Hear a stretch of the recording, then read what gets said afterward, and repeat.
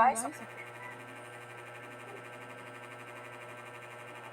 Good morning guys. Okay tayo to ulit ako rin. Kaya dito tayo sa Kawali magpakulo ng tubig tayo ay magkape. No, mga kaibigan.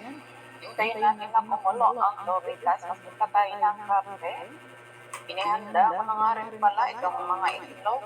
Saka itong fried fish mga kaibigan para sa almusal. So kasi kumain ng ng bansang pagkain ng Pilipinas. Affordable yan. Afford ng masa.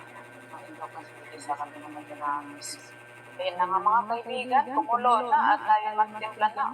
O diba, ayan, yun yung aking mga lagayan. Lagayan ng mga nabili ko sa tindahan. Pwede gamitin. Ganyan talaga ang maparaan na nanay. Ba't ko ng bahagya itong flying fish kasi medyo mahal. Parang matanggal naman ng konting alat nito. Ayan, nagpapainin tayo nito sa kawali ng mantika para ikarito natin ang itlog. Ayan na nga, nakatimpla na tayo ng kape. Hindi ko na pinakita kung paano pa nagtimpla ng kape. At ayan, tinakpan ko yung pinirito ko na itlog para mabilis maluto. Ano ba naging itsura na ng ko, sunny side up egg ko, naging tatlo. Inisa ko na kasi para isang luto. At ayan na nga guys, pinirito na natin ang ating flying fish. Masarap ito sa gulay. Nahalo ko din ito pag pinulay ako ng sinabawang gulay. Kasi mahilig ko na sa gulay. Ayan, ito yung panghalo ko sa mga gulay na sinasabawan ko. Talaga din ang sabaw niya. Kahit yung yung pakuluan mo lang gano'n. At yung sabaw na lang yung kainin mo, huwag mo lang lang kainin, no?